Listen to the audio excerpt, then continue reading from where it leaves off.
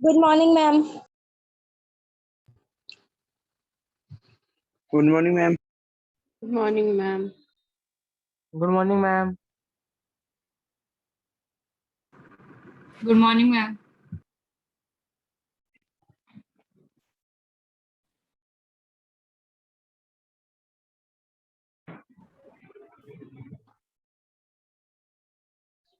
Good morning, ma'am.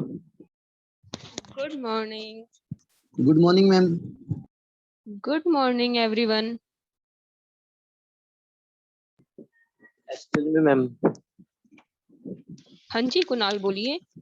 Ma'am आपने कल कोई होमवर्क दिया था क्या? हाँ, दिया तो था मैंने। मैम आपने फिर हमारे वाले ग्रुप में नहीं डाला होमवर्क? एक्चुअली मैंने तो सर को भेजा था, सर ने आगे ट्रांसफर किया है। नो मैम, हमारे ग्रुप में होमवर्क ही नहीं आया मैम, और हमने पूछा भी था मैम, नहीं आया हुआ था मैम कोई भी ग्रुप में। ओके, मैं सर को बोल दूंगी। Okay ma'am. मैम आज बता देना ना मैम क्या होमवर्क है, इसमें ही बता देना। हाँ, वही मैं एक वो पीडीएफ शेयर करूंगी, क्योंकि अभी एक्चुअली ये टॉपिक ना मॉड्यूल में आपको डायरेक्टली काफी ज्यादा हैवी दे रखा है। बहुत सारे टॉपिक्स है एक साथ, तो जिन बच्चों ने पहले नहीं कर रखा ना उनको काफी इश्यू होगा, तो इसलिए पहले मैं सोच रही हूँ +1 की बुक से मैथ्स की डिटेल में टॉपिक पहले हम समझते हैं। ठीक है, हर तरह का एक एक क्वेश्चन करते हैं, फिर उसके बाद मॉड्यूल पे आएंगे, फिर उसके बाद ही मॉड्यूल डिटेल में होएगा। Okay ma'am. हाँ जी, good morning. Good morning, ma'am. Good morning, ma'am. Good morning Good भाई morning, सबको। ma'am. अब आवाज क्लियर आ रही है, क्योंकि मैंने कुछ और यूज किया है। यस मैम, क्लियर आ रही है। मैम आपने तो 11th के एलिमेंट के सेम क्वेश्चंस दिए थे। यस बिल्कुल, यस मैम। क्योंकि वो तो हमने प्रैक्टिस प्रैक्टिस कर ली है। Okay good. मैम 11th में भी 2-3 बार किए थे वो तो। एलिमेंट्स तो की हुई है मैम 11th में। मैम आज जिन्होंने सारे ग्रुप में भेज देना काम। हाँ बिल्कुल, वही मैं सर को बोल दूंगी कि सर ही भेजेंगे आगे। हाँ जी मान्यता जी, क्या बोल रहे हो आप?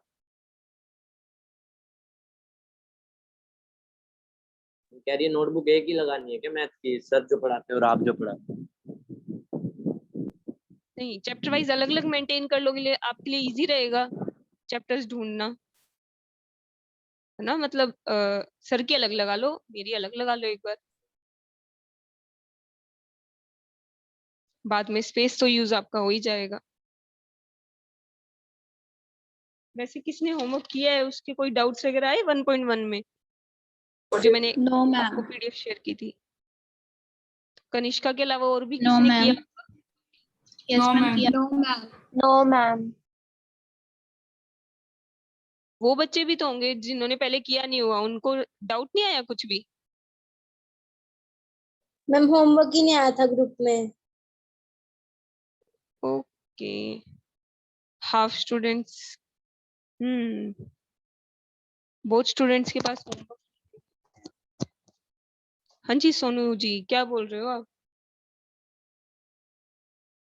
मैम ये क्वेश्चन के अंदर आंसर मैच पता नहीं मैम, आंसर मिलाने थे। तो आप कोई पर्टिकुलर क्वेश्चन पूछो, फिर मैं उसका देखती हूँ आपका आंसर मैच क्यों नहीं किया, है ना। हम ऐसे कर सकते हैं सोनू। यस मैम, ये 4-5 है मैम क्वेश्चन। ओके, तो आप 1 बाय 1 क्वेश्चन बता दो, आपके साथ बाकियों को भी क्लियर हो जाएगा। मैम फर्स्ट का बोलो सोनू। थर्ड बता दो मैम। देखो, फर्स्ट के थर्ड में क्या बोला हुआ है? collection of rich person in India. देखो collection of rich persons. Okay तो ये बताइए क्या ये सेट होगा? ये मैम नहीं होगा मेरे हिसाब से तो। नो मैम नहीं होगा। तो नो ही तो इसका आंसर है। ये मैम ये चेक करना था, इग्नोर ही होगा इसलिए। ओके आपके पास आंसर नहीं है उनमें इसलिए। Yes ma'am. ओके मैं आपको आंसर की भेज दूंगी, ठीक है, ग्रुप में वो भी शेयर हो जाएगी साथ में। करनी थी क्या?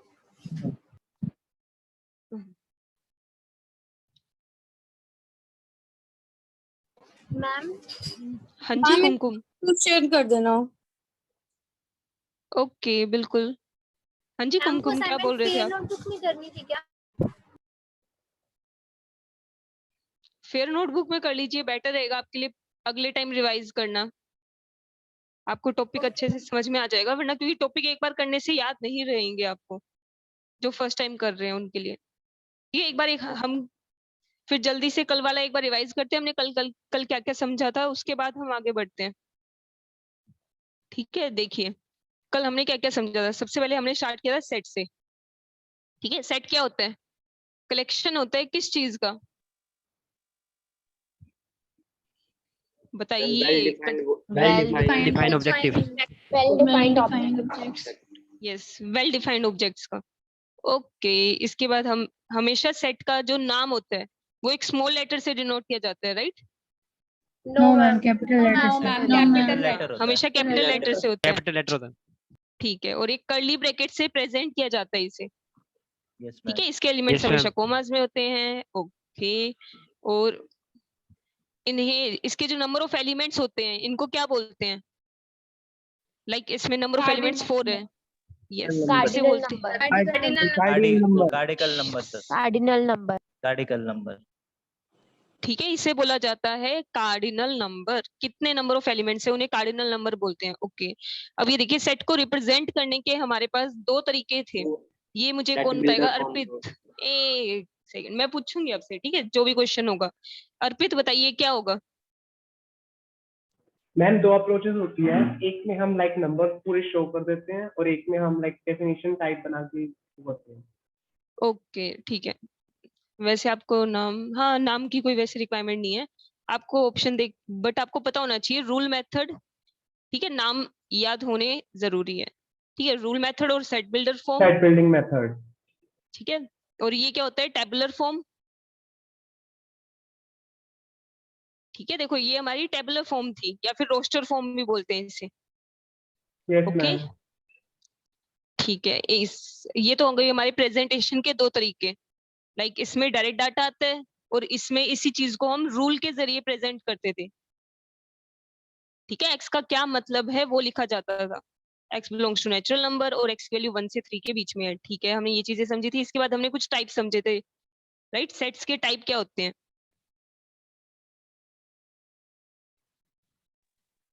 सिंगलटन। फर्स्ट टाइप से अगर हम स्टार्ट करते हैं, सिंगलटन। अब ये उज्जवल सिंगलटन क्या होते हैं?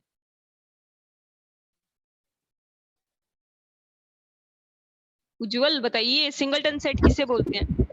मैम जिसमें वन एलिमेंट होता है। या ओके ठीक है। और मुझे कौन बताएगा नल सेट के बारे में? वैभव नल सेट क्या होता है? मैम एम्प्टी सेट जिसमें कोई एलिमेंट नहीं होता। ओह लाइक दिस, ये क्या होगा? ये नल सेट हुआ वैभव? No ma'am. बोलिए। ओह ठीक है, ये नल सेट नहीं होगा, ठीक है। इसमें एक एलिमेंट है, ओके। और हमेशा नल सेट को 5 से प्रेजेंट किया जाता है, ठीक है। नल सेट को हम वॉइड सेट भी बोलते थे, ओके, या फिर एम्प्टी सेट भी बोलते हैं, ठीक है। अब नेक्स्ट देखते हैं। नेक्स्ट हमारे दो थे, फाइनाइट और इनफाइनाइट, ठीक है। ये तो नाम से ही क्लियर होते हैं, फाइनाइट जिसमें नंबर ऑफ एलिमेंट फाइनाइट हो। नेक्स्ट हमने इनफाइनाइट देखा था। ये जो क्वेश्चन में आपसे पूछा गया है आप सिर्फ उसके बेस पर कमेंट करोगे, ठीक है, आपसे जो ऑप्शन दिए गए हैं आप उनमें से एक चूज करोगे। जैसे हमारा सिंगलटन सेट और नल सेट, ये दोनों हमारे क्या होते हैं, फाइनाइट या इनफाइनाइट। देखो सिंगलटन तो फाइनाइट हुआ, चलो नल सेट फाइनाइट होगा या इनफाइनाइट? हाँ फाइनाइट। फाइनाइट। ठीक है, नल सेट हमेशा फाइनाइट सेट होता है। ओके, नेक्स्ट अगर हम बात करें, नेक्स्ट हमारा क्या आएगा? Equal set. यस, इक्वल और comparable set. Comparable. Yes, comparable set आएगा। अब देखो इक्वल सेट और कंपेरेबल सेट, अगर हम कोई इसका एग्जांपल ले, ये एक एग्जांपल के जरिए पूछते हैं। हाँ जी बोलो।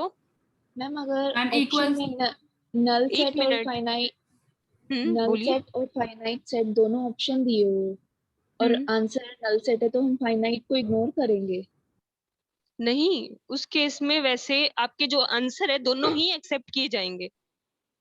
अगर आप दोनों में से किसी पे भी टिक करोगे आपका आंसर सही माना जाएगा। बहुत क्वेश्चन ऐसे होते हैं जिनमें दो आंसर होते हैं।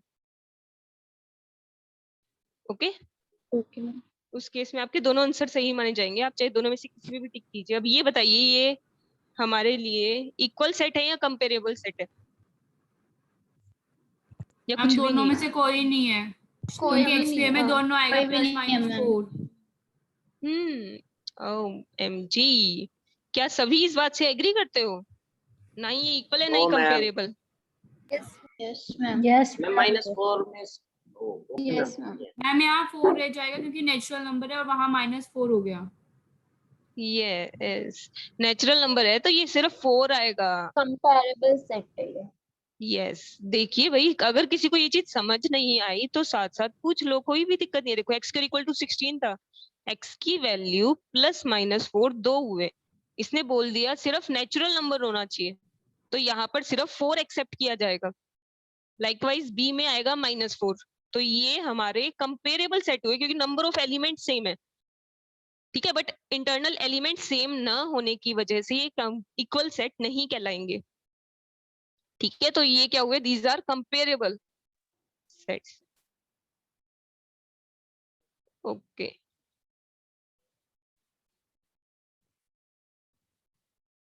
ठीक है, सिंपल सा टॉपिक है। किसी को भाई किसी टॉपिक में डाउट हो इनमें से तो बोलिए, फिर वरना हम आगे बढ़ते हैं।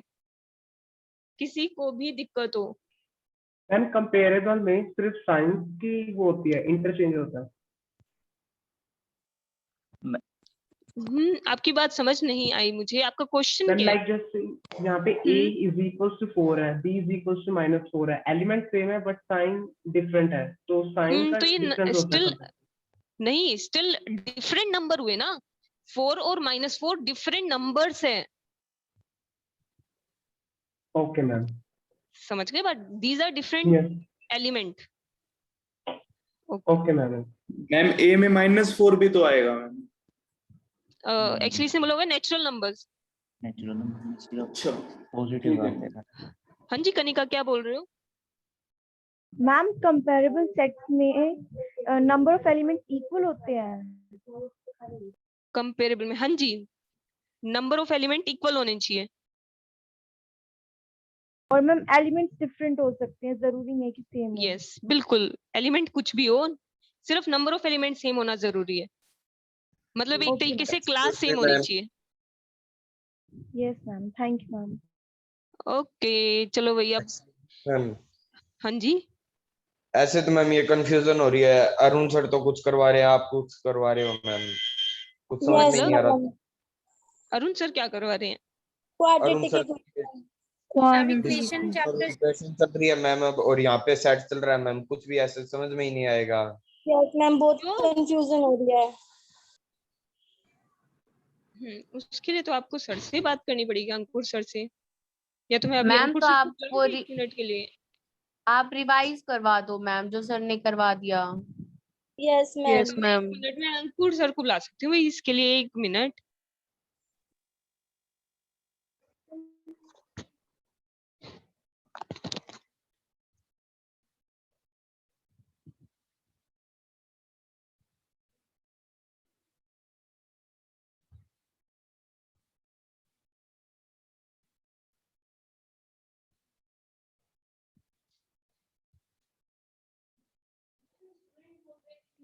दिक्कत हो रही है मैथ के दो चैप्टर चलते हैं जैसे लूप सभी तो मैं कई बार आप बात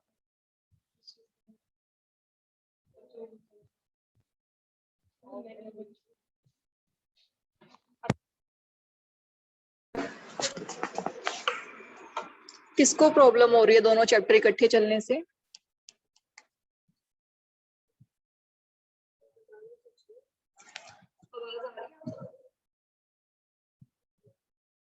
हेलो यस मैम, कंफ्यूजन हो रही है मैम फिर दोनों में। Yes ma'am. बोलिए। हाँ जी प्रिया, शिफाली बोलो। मैम सभी का कॉमन यही है मैम, सबको ही हो रही है मैम। यस मैम, बहुत ज्यादा कंफ्यूजन हो रही है ma'am. Yes ma'am. Hello ma'am दोनों बोलना चैप्टर नहीं हो सही पा है। रहे। क्वाड्रेटिक इक्वेशन से यहाँ अरे बच्चे डिस्कस तो करो। बहुत ज्यादा हो जाता है। क्या हो गया, क्या दिक्कत है? मैम दोनों मैम चैप्टर नहीं हो पा कंफ्यूजन रहे। होती है मैम, ज्यादा हो जाता है एक ऐसे। साइड सेट चल रहा है मैम, एक साइड नहीं ये आ चल रही रहा है है voice। डिस्कशन और इक्वेशन। एक मिनट आप रुकिए।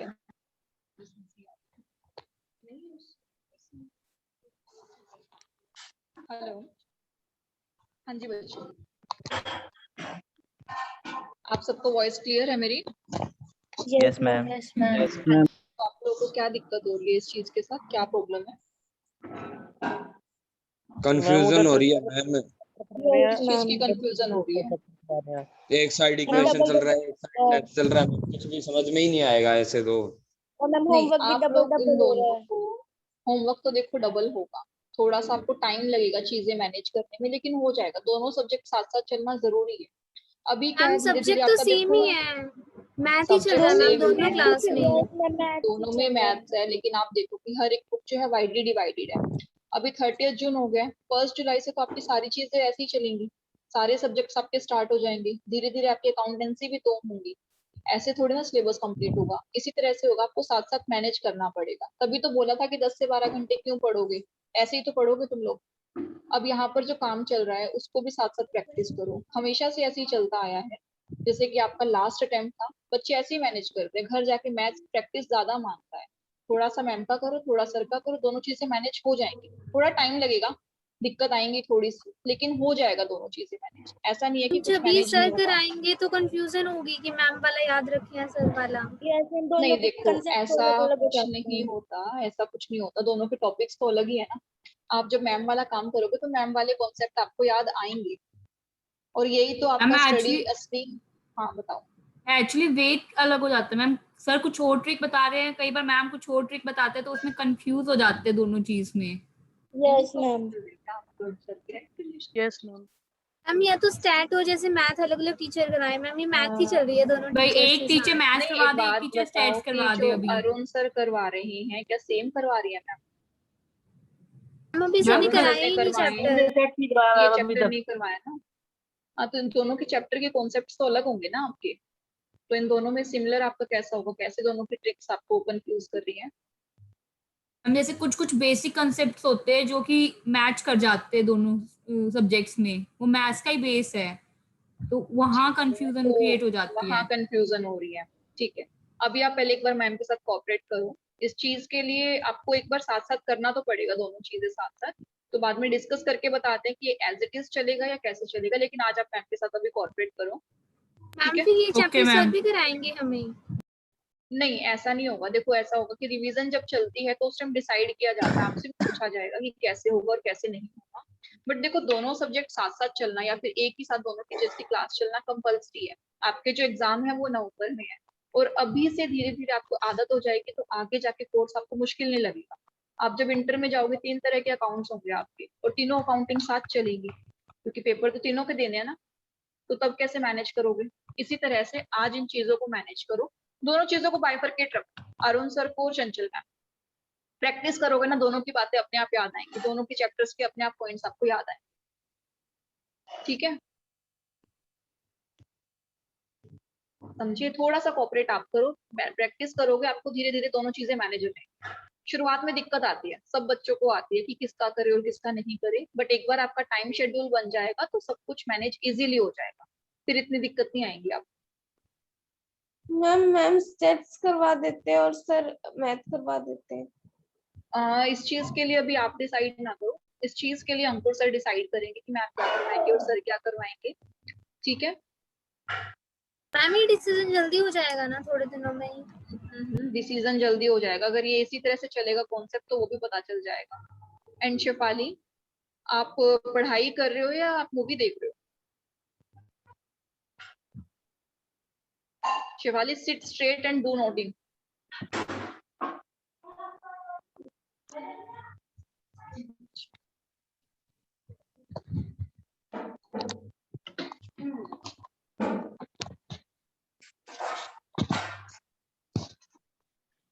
सावन, आपकी तरफ से आवाज आ रही है, अनम्यूट।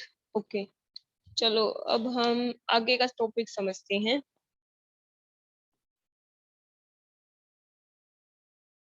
पहले पता है, देखो माइंड में हम ना अपने फिक्स कर लेते हैं कि मैथ्स थोड़ी सी मुश्किल है, इस वजह से आपको लग रहा है कि भाई दोनों तरफ मैथ चल रही है तो कहीं हम कंफ्यूज ना हो जाएं, इस वजह से आप आधे कंफ्यूज मतलब माइंड में ही हो जाते हैं।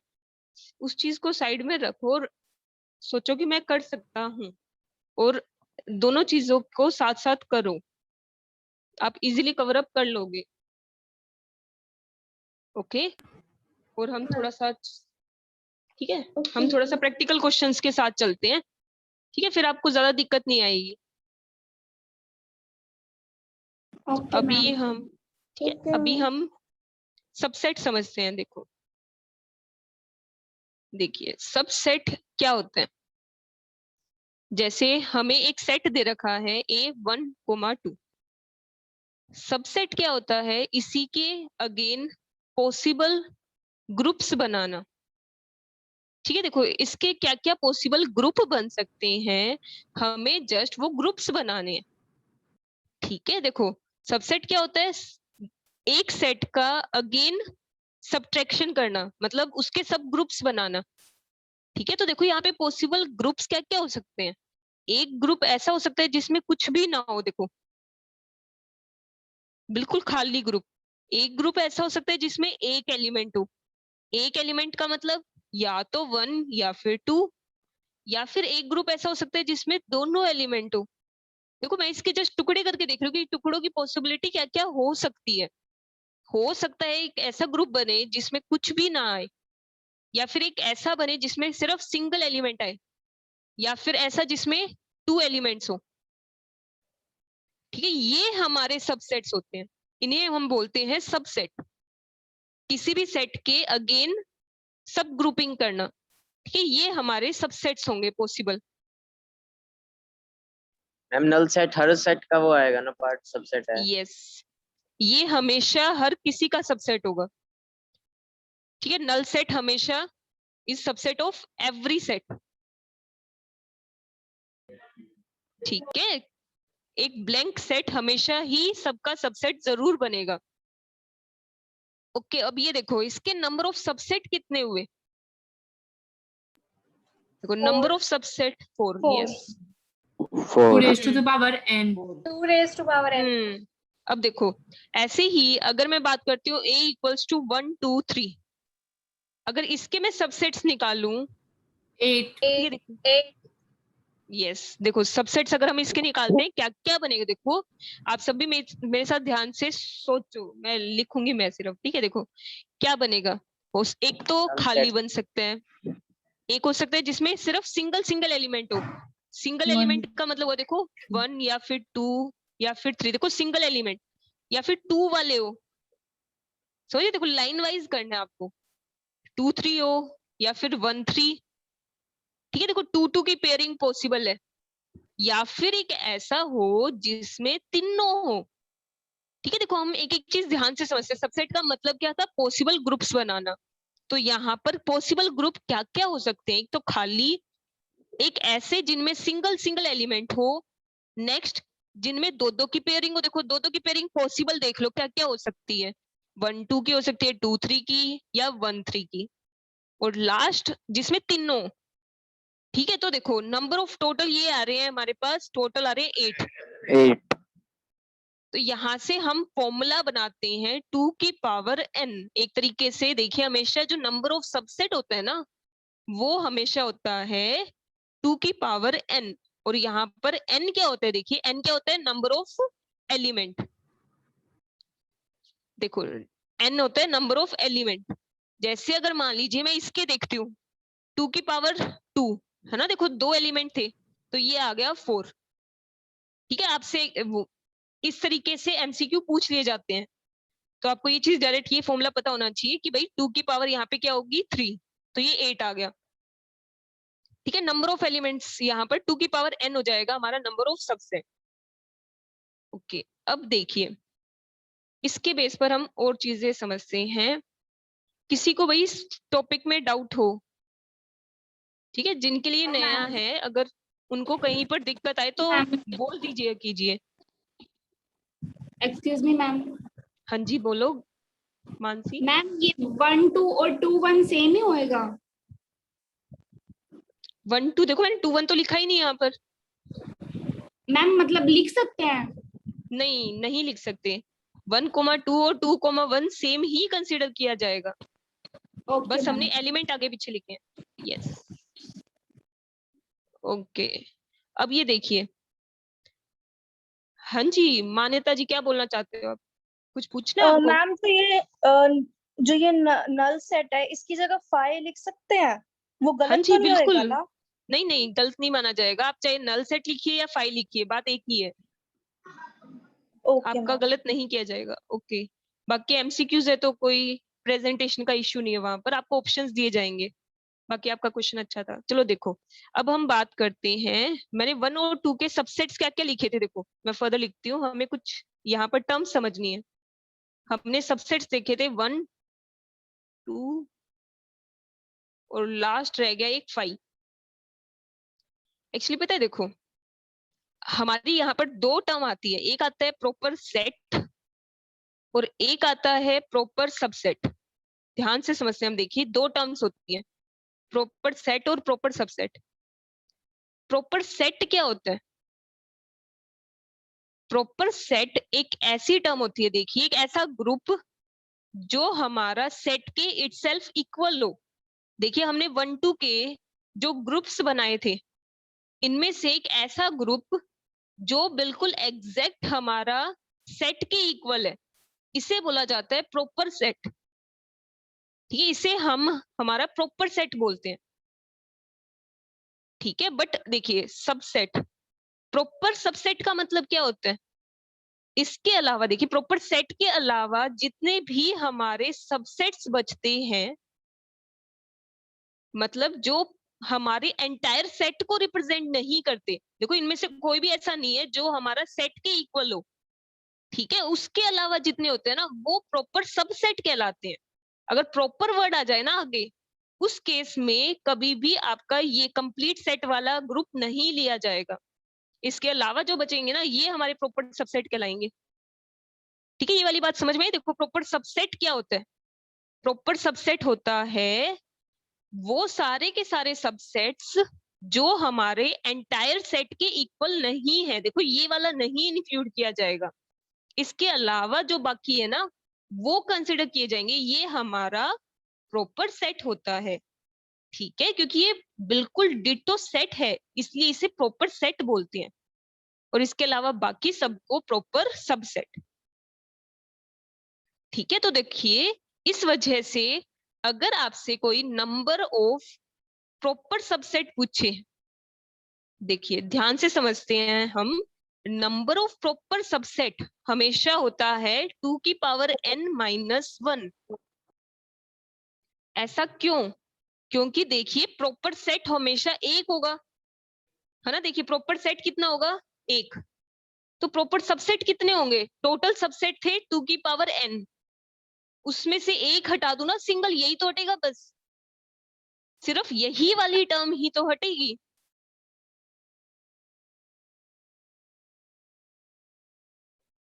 भाई किसी को डाउट है इस वाले टॉपिक में?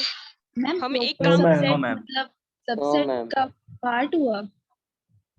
यस, मैम प्रॉपर ये सबसेट हमेशा।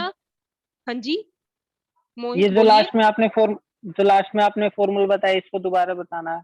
2n हाँ, एक वही हम एक ना डिफरेंट एग्जांपल से समझते हैं, दोबारा से रिवाइज करते हैं इस चीज को। ठीक है, देखो 1 2 3 है, जैसे अगर मैं इसके सबसेट्स बनाती हूँ, पॉसिबल सबसेट्स 1 2 3, ओके, हमारे पास था 1 2 2 3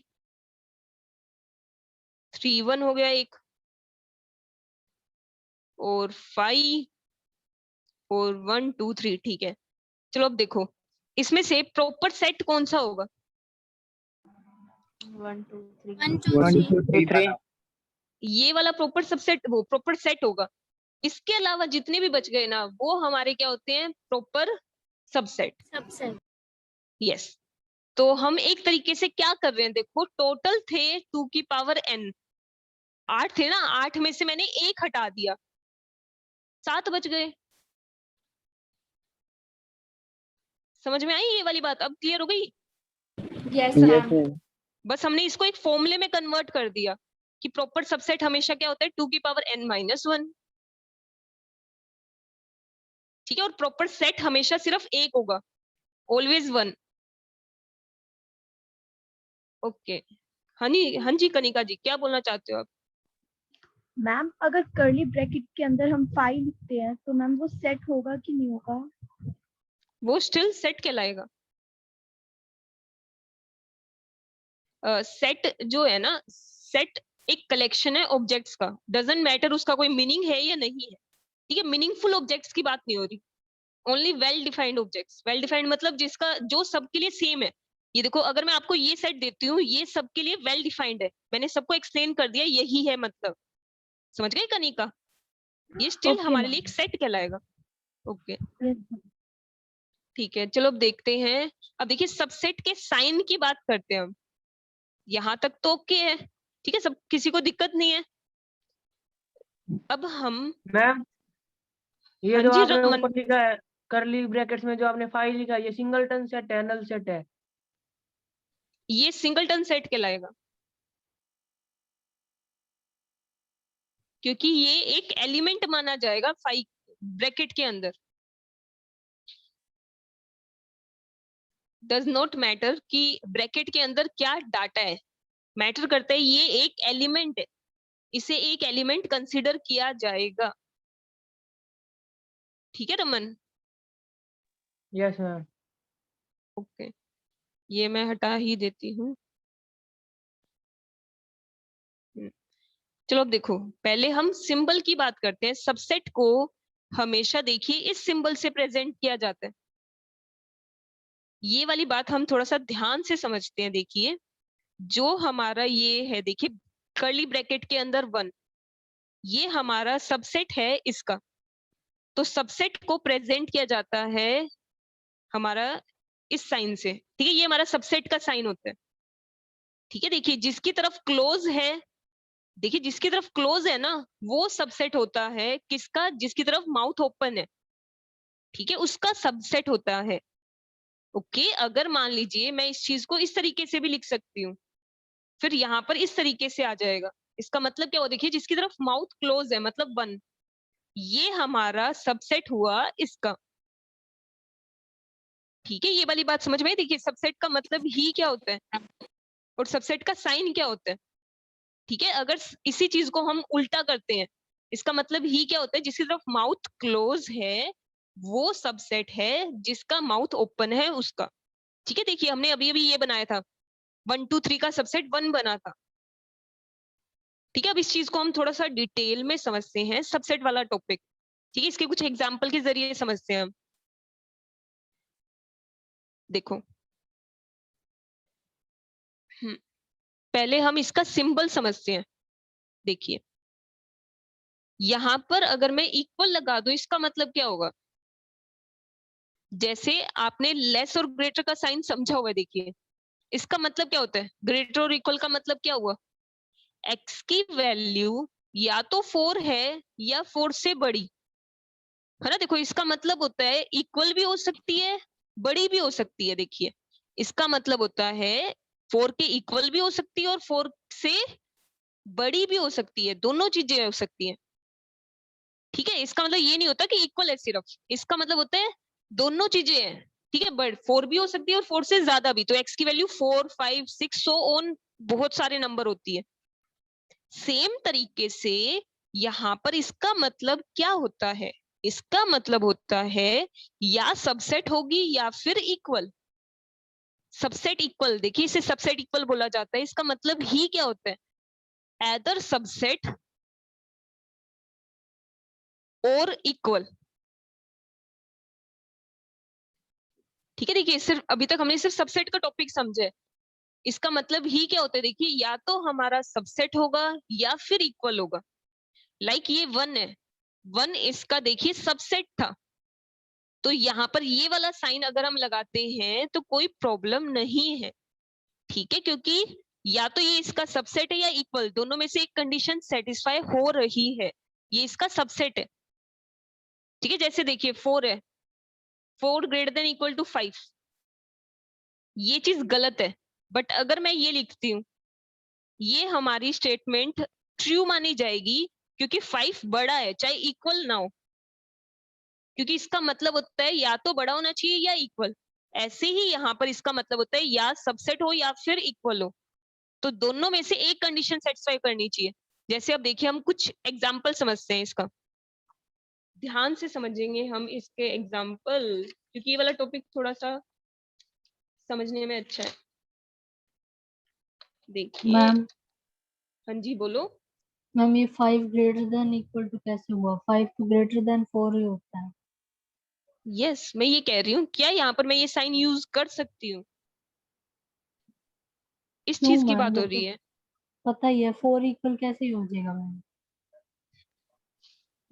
सृष्टि जी, यहाँ पे इस साइन का मतलब क्या होता है? इस साइन का मतलब होता है या तो बड़ा होना चाहिए या फिर इक्वल होना चाहिए।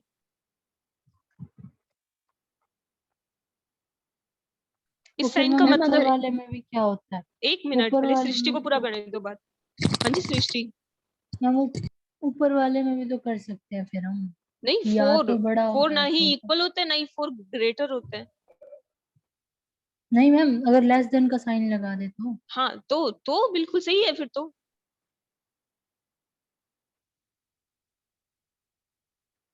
समझे सृष्टि?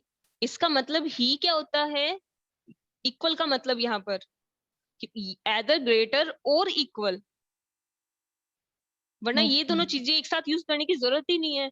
या तो इक्वल ही लगा दो फिर, है ना? समझ रहे हो? देखो, या तो ये साइन ही लगा दो या ये साइन लगा दो। दोनों एक साथ यूज कब किए जाते हैं? जब कोई डिजिट या तो ग्रेटर हो या फिर इक्वल। ओके, दोनों कंडीशन में से एक कंडीशन पूरी होती है ये। मैम शायद दोनों कंडीशन पूरी नहीं करनी होती। नहीं, ऐसा नहीं होता ग्रेटर इक्वल के केस में। जैसे ये देखो, ये एग्जांपल ले लो, x greater than equal to 4 का मतलब क्या होगा? x की वैल्यूज, अब देखो दोनों कंडीशन अगर सेटिस्फाई करो, हो ही कैसे सकती है?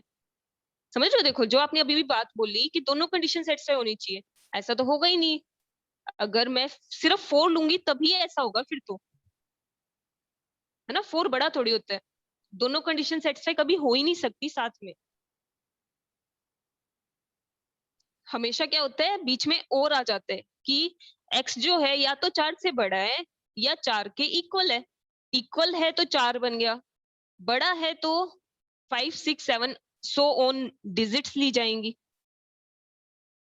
मैम अगर यहाँ पे हम 4 5 6 लिए तो फिर दोनों कंडीशन सेटिस्फाई हो रही है। यस, वही तो कह रही हूँ मैं। यहाँ पर इसका मतलब होता है एदर दिस और दिस, दोनों चीजें एक साथ कभी हो ही नहीं सकती ना। बात समझिए, ये जो 4 है, 4 क्या दोनों चीजें सेटिस्फाई कर रहे हैं? यहाँ पर एक डिजिट कभी भी दोनों चीजें सेटिस्फाई नहीं करेंगी, हमेशा दोनों में से किसी एक कंडीशन को सेटिस्फाई करेगी। या तो ग्रेटर होंगी या फिर इक्वल। एक काम करते हैं, हम इस डिस्कशन पे ज्यादा, ठीक है, डीप में नहीं जाते, कोई ना। इस चीज का मतलब हमेशा क्या होता है, दोनों में से एक चीज सेटिस्फाई करना जरूरी होता है।